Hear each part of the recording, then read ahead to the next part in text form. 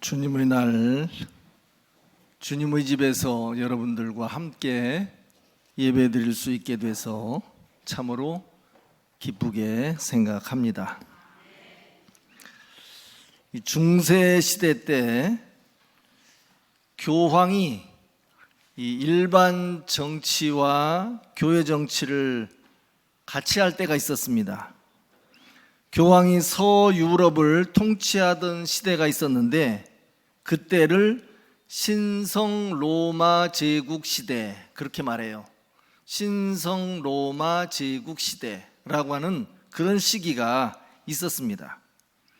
그때 유명한 사르마뉴라고 하는 유명한 황제가 있었습니다. 그분의 초상화라고 알려져 있는데 742년부터 814년까지 이 땅에 살았던 분이라고 해요. 그런데 이분의 무덤이 있는데 이분의 무덤은 3번 세상에 공개되었다고 합니다. 1001년도에 한 번, 1165년도에 한 번, 1215년도에 한 번, 이렇게 3번 이 사르마뉴 이 황제의 무덤을 공개한 적이 있는데 그 무덤을 본 그 사람들 이야기에 의하면 이분은 황제 옷을 입은 채 대리석 석판에 놓여 있었다고 해요.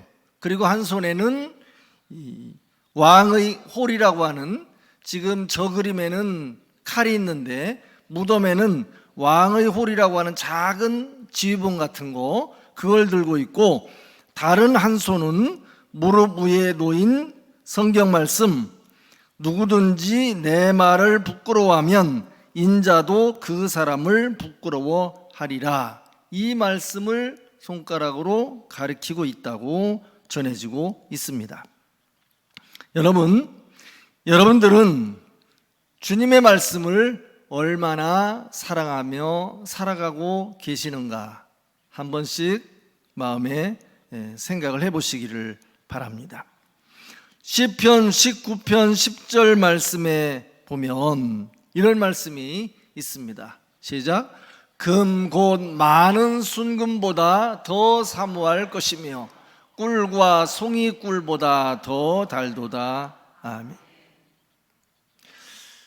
우리는 요즘 꿀을 병에 담긴 걸 먹지만 저 밀림 속에 있는 사람들은 그 나무 속에서 꿀송이를 직접 따서 먹습니다.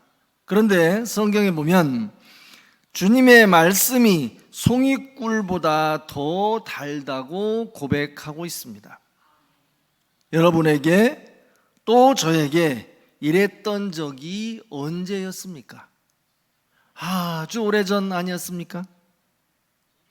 시편 119편 103절에 보면 주의 말씀의 맛이 내게 어찌 그리 단지요 내 입에 꿀보다 더 다니이다, 이렇게 말씀해요. 정말 여러분들에게 이런 은혜가 생겨나기를 바랍니다. 신약에 가면 디모데후서 3장 15절에 가면 이런 말씀도 있습니다. 맨 아랫줄 한 줄만 읽으면 구원에 이르는 지혜가 있게 하느니라. 하나님의 말씀이 우리 속에 제대로 들어올 때 우리가 구원받는 하나님의 백성이 되는 겁니다. 요한복음 20장 31절에 가면 성경이 기록된 목적이 나와 있는데 맨 아래 2줄 읽어보시죠. 또 너희로 믿고 그 이름을 힘입어 생명을 얻게 하려 함이니라. 아멘. 목숨은 100년쯤 가요. 그러나 여러분 속에 있는 영원한 생명은 그리스도 안에서 영원히 주님의 나라로 이사가게 될 것을 믿으며 사시기를 바랍니다. 알고 계시는 분들도 계실 텐데 승려 출신 김진규 목사님이라고 하는 분이 있습니다. 알고 계시는 분들도 꽤 계실 거예요. 이분이 새롭게 하소서라고 하는 프로그램에 나와서 유명해졌습니다. 승려 생활을 17년 정도를 했는데 하루는 이제 시주, 그러니까 집집마다 다니면서 이제 쌀을 얻으러 다니고 그런 거를 시주라고 하죠. 어느 집에 갔는데 어떤 청년이 내가 당신에게 줄 것은 없고 이 책을 줄 테니까 이 책을 읽어보시오라고 하고 쌀은 주지를 않았대요. 그래서 이 김진규라고 하는 이 승려가 무슨 책일까, 이걸 버릴까 말까 하다가 그냥 가지고 올라가서 그 책을 읽기 시작했는데 5번을 한 번에 5번을 읽었대요, 그분이. 그러고 나서 내가 믿는 부처님하고 이 책에서 말하는 예수님하고는 다른 분이구나. 불교에서는 속세를 떠나 도를 닦고 득도를 해야 해탈에 이른다고 가르치지만 예수님이라고 하는 분은 그분이 우리를 대신해서 십자가에 달리셨고 우리를 대신해서 무덤에 내려가셨고 우리를 대신해서 다시 살아나셨다고 하니 그분을 믿어야 되겠구나라고 해서 예수님을 믿고 이제 승려 생활을 그만두고 목사님으로 변화가 되어 간증 집회를 다니는, 예전에 그분 간증 집회를 들어본 적이 있습니다. 이런 변화가 이분에게만이 아니라 이 땅을 살아가는 각 사람들에게 상황은 좀 다르지만 환경은 다르지만 크기는 좀 다르지만 다 그런 크고 작은 변화들이 있습니다. 문제는 우리들 속에 있는 죄의 문제가 걸림돌이에요. 그런데 죄라고 하면 막연하게 여러분이 생각하는 어떤 그런 것들, 물론 그런 것들도 죄입니다. 그런데 성경에서 죄라고 하는 말의 가장 큰 의미는 하나님과의 관계가 어긋났다, 하나님과의 관계가 깨졌다, 그걸 죄라고 이야기합니다. 사도행전 4장 12절 말씀에 기록되기를 이런 말씀이 있죠. 시작. 다른 이로서는 구원을 받을 수 없나니 천하 사람 중에 구원을 받을 만한 다른 이름을 우리에게 주신 일이 없음이라 하였더라. 아멘. 천하 사람 중에 예수님의 이름 아니고서는 구원 얻을 만한 다른 이름이 우리에게 주어진 바가 없다고 말씀해요. 제 말이 아니라 성경 말씀이 그렇다는 겁니다. 요한복음 8장 32절에 가면 너희가 내 말에 거하면 참 내 제자가 된다. 또 요한복음 8장 36절에 가면 진리가 너희를 자유롭게 할 것이다, 이렇게 말씀해요. 요즘 북한에서 저 바닷가, 그 북한과 인접한 지역 그 바닷가 쪽에 그 내비게이션 GPS 교란 뭐 이런 걸 한다고 해요. 그래서 배들이 지금 길을 잃고 자꾸 헤맨다고 합니다. 자동차에 내비게이션이 있는 것처럼 배에도 내비게이션이 있습니다. 그런데 그 내비게이션을 작동하게 하려면 그 장치가 있는데 GPS라고 하는 것이 정상적으로 작동이 돼야 돼요. 그런데 그것이 지금 헷갈려서 배들이 길을 잃고 있다고 하더라고요. 여러분, 우리 인생 항로에서도 마찬가지인데 옛날에는 나침반이라고 보통 이야기했습니다. 요즘은 나침반 안 써요. 다 GPS를 씁니다. 여러분 살아가는 날 동안 여러분 인생길을 인도하는 내비게이션 같은 말씀이 있어야 합니다. 그래서 가라고 하면 가고 서라고 하면 서는 그런 말씀의 인도하심이 있어야 합니다. 감리교 창시자 요한 웨슬리가 이 영향을 꽤 받은 것으로 알려진 모라비아파 교회 선교사들이 이제 어느 지역에 가서 선교 사역을 하게 됐대요. 그린랜드라고 하는 어떤 지역에 가서 선교 사역을 하게 됐는데 그 사람들이 예수님에 관해서 도무지 아는 것이 없으니까 자연 종교 교리를 먼저 가르치고 그 다음에 예수님의 교리를 알려줘야 되겠다라고 생각해서 차근차근 자연 종교, 일반 종교, 이런 종교, 저런 종교, 그리고 이제 예수님을 가르치는 그런 단계를 거쳤대요. 그런데 17년간에 걸쳐서 가르쳤는데 딱 한 명 전도했다고 합니다. 그런데 어느 날 카야르낙이라고 하는 꽤 악한 남자가 있었는데 선교사가 살고 있는 움막에 우연히 왔다가 선교사가 성경 읽는 소리를 들었다고 합니다. 그런 면에서 우리가 성경을 읽을 때 눈으로만 읽지 말고 소리도 좀 내서 읽는 것이 필요하다는 생각이 들어요. 이 선교사가 그날 마침 읽고 있던 부분이 예수님의 생애 마지막 주간에 관한 내용이었는데 사람들을 위해서 예수님이 죽으셨고 그분을 통해서 구원을 받을 수 있다는 사실을 선교사가 성경을 읽는 이야기를 듣고 희미하게 알게 되었다는 거예요. 그래서 선교사한테 물어봤답니다. 선교사님, 어떻게 그런 일이 있을 수 있습니까? 나한테 자세하게 설명을 해 주십시오. 나도 구원을 받고 싶습니다. 라고 이야기를 했대요. 그래서 선교사가 그 카야르낙이라고 하는 사람에게 자세하게 설명을 해줬더니 식구들을 다 데리고 왔고 식구들이 단번에 다 구원에 이르게 되었다고 합니다.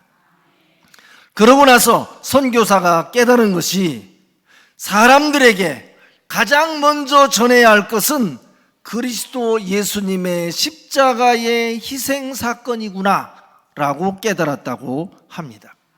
여러분, 예수님의 십자가의 은혜, 예수님의 십자가의 피 흘리심, 예수님의 무덤에 내려가심, 예수님의 다시 살아나심, 그 은혜가 여러분에게 믿어지는 은혜가 생겨나기를 바랍니다. 억지로 믿으려고 하라는 뜻이 아니에요. 억지로 믿어지지 않습니다. 그냥 믿어지는 은혜가 바닷물이 밀려 들어오는 것처럼 그냥 믿어지는 은혜가 여러분에게 생겨나기를 바랍니다. 두 번째는 의로운 규례가 되는 말씀을 사랑해야 합니다. 시편 119편 62절 말씀을 보면 내가 주의 의로운 규례들로 말미암아 밤중에 일어나 주께 감사하리이다, 이렇게 말씀해요. 여기서 밤중이라고 하는 말은 자다가 밤중이라는 의미일 수도 있고 여러분의 인생의 암흑기라고 하는 의미일 수도 있어요. 주님의 말씀이 여러분을 밤중에서, 암흑기에서, 어려운 시기에서 꺼내주시는 은혜가 생겨나기를 바랍니다. 생각하는 이야기입니다. 동화입니다. 동화. 성경 이야기할 때는 눈을 감고 있지만 동화할 때는 눈을 딱 떠요. 신기한 기적이 일어나죠. 동화하니까 벌써 두 분이 눈을 딱 떴어요. 한 농부가 집에 송아지 두 마리를 길렀대요. 형 송아지, 동생 송아지. 그런데 송아지가 일정 기간 크고 나면 무엇을 합니까? 콧뚜레. 뭘 해요? 정답을 맞추셨어요. 송아지가 일정 기간 크고 나면 이제 소가 힘이 세지니까 말을 안 들으니까 콧구멍을 이렇게 뚫어가지고 이제 콧뚜레를 만들잖아요.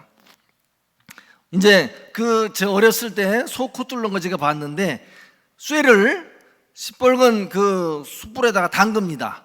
담궈서 소독을 해요. 그러고 나서 그놈으로 소 코를 붙잡고 확 뚫는 거예요. 그럼 소가 막 죽을 듯이, 송아지가 죽을 듯이 난리를 치죠. 형 송아지는 그냥 순순하게 코를 뚫었어요. 형 송아지는. 그런데 동생 송아지가 주인한테 주인님, 저는 이런 거 안 해도 일 잘할게요. 코 안 뚫어도 형님보다 곱빼기로 일을 할게요. 그러니 제 코를 그 불에 달군 쇠꼬챙이로 뚫지 마시고 좀 살려주세요. 그 쇠꼬챙이로 내 코를 뚫지 말아달라고 하도 사정을 하니까 주인이 그러면 알았다고 그러고서 그냥 놔뒀어요. 한 달, 두 달, 세 달, 세월이 지나니까 이제 꾀가 날까요, 안 날까요? 꾀가 나죠. 머리에 뿔도 나고 힘도 좋아지니까 이제 주인이 일 가자 그러니까 뿔질하고, 일 가자 그러니까 뒷발차기하고. 어느 날 형님 소가 밭에서 열심히 일을 하고 저녁에 왔는데 동생 소가 안 보이는 거예요. 어디 갔을까요? 어디요? 도축장에 갔죠. 도망친 게 아니고 도축장에 갔죠. 그래서 형님 소가 물어봤어요. 주인님, 제 동생 어디 갔대요? 하도 말 안 들어서 도축장에다가 팔아먹었지. 이렇게 이야기를 했대요. 제가 하려고 하는 이야기를 잘 알아들으셔야 돼요. 콧뚜레가 처음에는 나를 죽이는 건 줄 알았지만 사실은 그 콧뚜레 때문에 사는 거예요. 주님의 말씀도 마찬가지인데 때때로 여러분을 힘들게 하는 것 같고 여러분을 불편하게 하는 것 같지만, 그러나 그 말씀이 여러분을 붙들어 준다는 것을 알아야 합니다. 나 하고 싶은 대로, 내가 먹고 싶은 대로, 내가 가고 싶은 대로 다 하면 우리는 망하는 길로 갈 수밖에 없습니다. 말씀이 가라고 하는 길로 가시고, 말씀이 하라고 하는 길로 가시고, 그렇게 살아야 합니다. 저는 가보지는 못했는데 이 캐나다에 가면 나이아가라 폭포라고 있대요. 나이아가라 폭포라고 있대요. 자, 저걸 잠깐 놔두세요. 설명을 좀 해야 되니까. 저게 엄청 크대요. 그 박현성 교수 가봤어? 안 가봤어? 네. 나이아가라 그게 아니에요. 그게 아니에요. 나이아가라가 아니고 나이아가라예요. 그런데 저 폭포가 너무나 크대요. 사진을 찍어서 그렇지만 엄청나게 크답니다. 그런데 이게 얼마나 큰지 물이 떨어지는 저 부분까지도 물이 잔잔하게 내려가다가 그러다가 갑자기 뚝 떨어진다는 거예요. 그러니까 폭포가 우리나라는 뭐 요만큼만 돼도 폭포라고 하잖아요. 저거는 말로 설명하기 어려울 만큼 크다는 거예요. 그래서 사람들이 상류에서 배를 타고 그냥 여유자적하게 내려오다가 자기도 모르는 사이에 얼떨결에 폭포로 떨어져서 세상을 떠나는 경우가 의외로 많이 있대요. 한 번은 이제 공중에서 왜 뭐 그런 거 타잖아요. 공중에서 이렇게 붙잡고 하는 거, 내가 뭐 얘기하는지 모르잖아요. 쳐다봐야 알지. 왜 가끔 소래산 꼭대기에서 올라가가지고 이러면서 타는 거 있잖아요. 그거 뭐라 그래요? 행글라이더? 아, 패러글라이더? 예, 물어본 거예요. 눈 좀 뜨라고. 그거를 타면서 보니까 이 배가 금방 이제 폭포로 떨어지게 생긴 거예요. 그래서 소리 지르면서 조금만 더 가면 폭포다, 조금만 더 가면 폭포인데 큰일 났다, 빨리 배를 멈춰야 된다라고 소리 질렀대요. 그런데 배를 타고 내려가는 사람들이 뭔 엉뚱한 소리야, 이렇게 잔잔하기만 하고만 하면서 내려가다가 다시는 돌아올 수 없는 길로 가버리고 말았겠죠. 콩고라고 하는 지역에서 사역하는 선교사가 있대요. 그런데 그쪽 사람들은 이 글 이런 게 잘 없나 봐요. 그래서 이 콩고에서 사역하는 선교사가 그냥 듣기만 하는 그 콩고 교인들의 성경 지식을 한번 검사를 해봤답니다. 그래서 야이로의 딸 이름은 무엇냐 이렇게 물어봤더니 누가 말하기를 삭개오라고 하더래요. 또 어떤 사람은 지붕을 뚫고 달아내린 병자는 무슨 병을 알았냐 그러니까 열대 마마를 알았다고 이야기를 하더래요. 또 바디메오는 어떤 사람이냐라고 물었더니 한쪽 눈은 멀었고 학질을 알았고 문둥병까지 걸렸다라고 말을 하더래요. 또 미련한 처녀들은 무엇을 준비 안 했느냐, 그러니까 마음을 안 가지고 왔다, 이렇게 말을 하더래요. 그리고 심지어 예수님을 만났을 때 예수님 앞에 이런 거 저런 거 향유 옥합 뭐 이런 거 뭐 바친 거 있잖아요. 그런 걸 바쳤을 때 기쁘아니가 누구인가 물었더니 다윗 왕이다, 이렇게 대답을 했다고 해요. 여러분, 드문드문 간간히 그냥 누구한테 들은 것만 가지고 신앙생활하기 어려워요. 성경도 조금 봐야 합니다. 일주일에 한 번 나와서 듣고 가는 것도 뭐 대단하죠. 그것도 대단한 거지만, 그러나 여러분, 성경도 조금 보셔야 합니다. 하나님의 말씀을 가끔 듣기만 하지 말고 주님의 말씀도 한 번씩 보는 여러분들이 될 수 있기를 바랍니다. 세 번째는 순수한 말씀을 사랑해야 합니다. 예전 개역 성경에는 순수한 말씀이라고 안 되어 있고 정미한 말씀이라고 되어 있었어요. 정미하다, 이게 무슨 뜻이냐면 정교하고 아름답다, 그런 뜻이에요. 이게 이제 의역을 한 건데, 영어 성경에는 P-U-R-E, pure라고 되어 있습니다. 그러니까 순수하다. 이 말의 원의는 뭐냐면 용광로를 통해서 금이나 은이나 동이나 이런 것이 재련됐다, 이런 뜻이에요. 이것저것 섞여 있지만 용광로를 통해서 순금으로, 순은으로, 순동으로 이렇게 재련되었다, 그런 뜻입니다. 우리의 신앙도 마찬가지인데 이것저것 잡다하게 섞이지 않고 순수한 신앙생활을 해야 할 겁니다. 이것저것 섞여서, 잡다하게 섞여서 이것도 아니고 저것도 아닌 그런 신앙이 아니라 순수하고 진실한 신앙, 순금처럼, 순은처럼, 순동처럼 이것저것 섞이지 않은 순수한 신앙생활 할 수 있었으면 좋겠습니다. 오늘 본문 말씀은 시인이 이렇게 말하는 거예요. 말씀이 너무나 순수하고 진실되기 때문에 내가 주님의 말씀을 사랑합니다, 그런 이야기예요. 주님의 말씀에는 위선이나 사람을 속이는 것이 없다는 거죠. 주님께서 여러분과 함께 하시면 여러분들이 조금 더 순수해지는, 조금 더 순전해지는 은혜가 있을 겁니다. 좋은 귀한 금은 보석 싫어하는 사람 있을까요? 없겠죠. 당연히 없겠죠. 사람들이 그렇게 금은 보석을 좋아하는 것은 그것이 귀하기 때문에 그래요. 제가 어느 강사님 얘기를 들었는데 사람들이 왜 예쁜 사람을 좋아할까? 그 강사가 그래요. 그러면서 자기가 대답을 해요. 예쁜 사람이 드물어서 그렇다, 그러더라고요.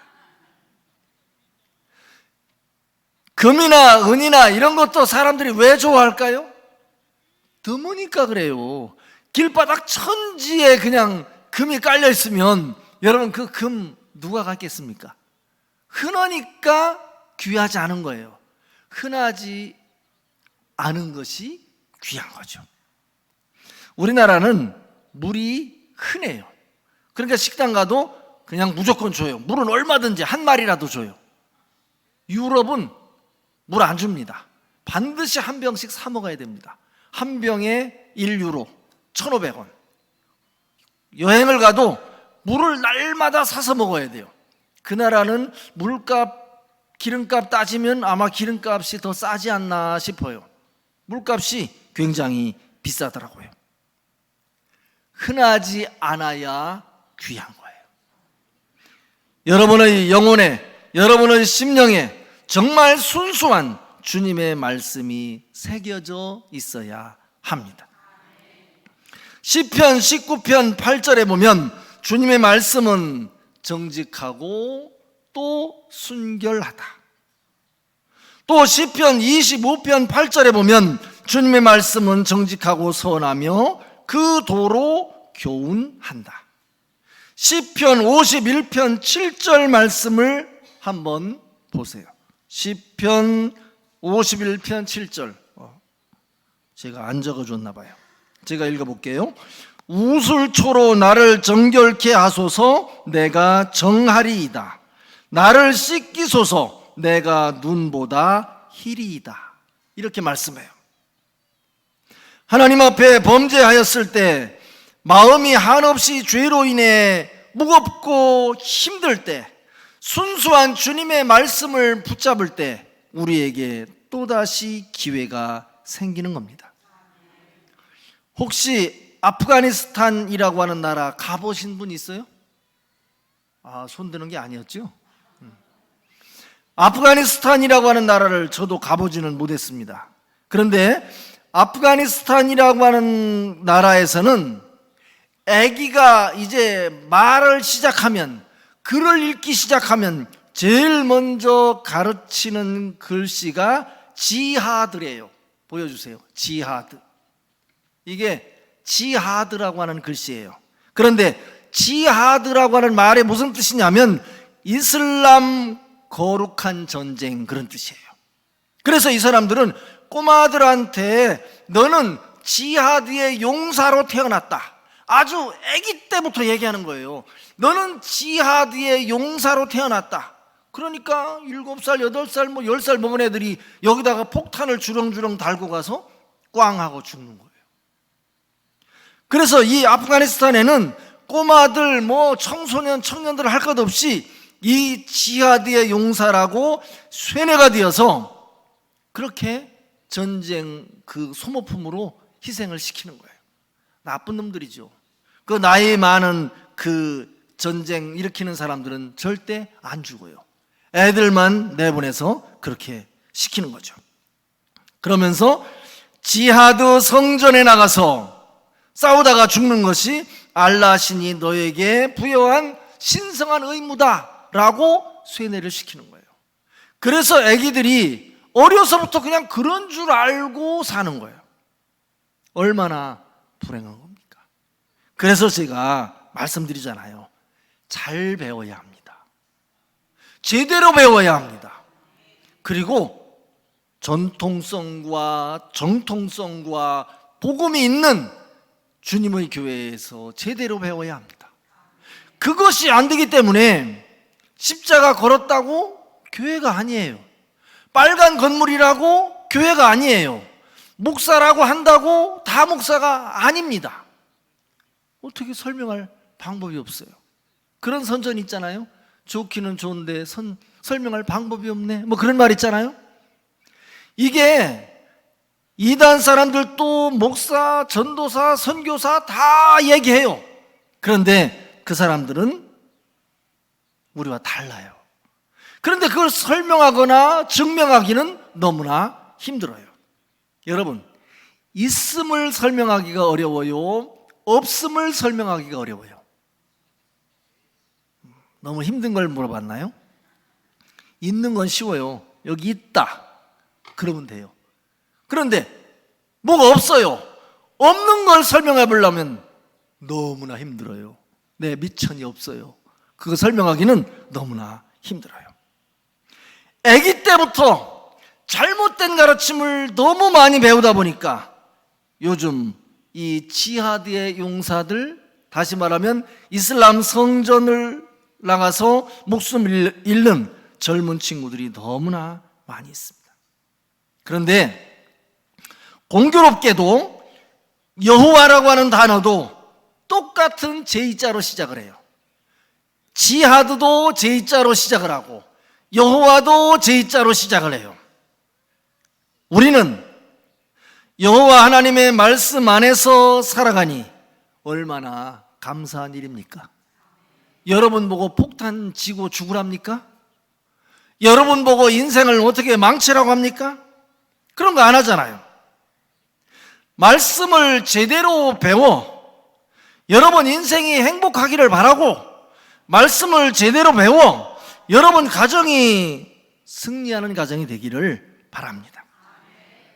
순수한 말씀, 이상한 이야기 말고, 이상한 가르침 말고, 이단의 가르침 말고 제대로 된 성경적인 가르침을 여러분이 배우셔야 합니다. 오늘 저녁부터 오늘, 내일, 모레, 글패 이렇게 7시 반에 우리 교회에서 4일 동안 연합 집회를 합니다. 우리 교회 저는 지금 예배당이 미어 터져 나갈까 봐 걱정하고 있습니다. 지금 이번 강사는 아시는 분들 아실 텐데 저분은 유명한 방송 강사예요. 이런 분은 우리 교회처럼 소형 교회는 초청하기가 어려워요. 연합 집회이기 때문에 오는 거지 우리 교회처럼 이런 소형 교회는 이런 강사는 초청하기가 굉장히 어렵습니다. 그러니까 이런 기회 때 여러분이 오셔서 은혜도 받으시고, 또 보통 그 연합 집회를 할 때는 통상 매화 신천에서 했거든요. 그런데 요새 신천교회가 예배당을 짓느라고 땅을 다 파놓고 해서 못 가는 거예요. 그래서 불가피하게 이번에 우리 교회에서 하게 됐습니다. 보통 연합 집회를 할 때는 그 교회 교인들이 헌금을 많이 해줍니다. 그렇게 해야 자기들이 은혜를 제일 받았으니까 강사비도 주고 뭐 이런 걸 하는 거죠. 그러니까 여러분, 이번 집회에 우리 교회가 우리 교회 강사로 모셨다라고 생각하고 여러분이 힘을 내서 참석을 하시기를 바랍니다.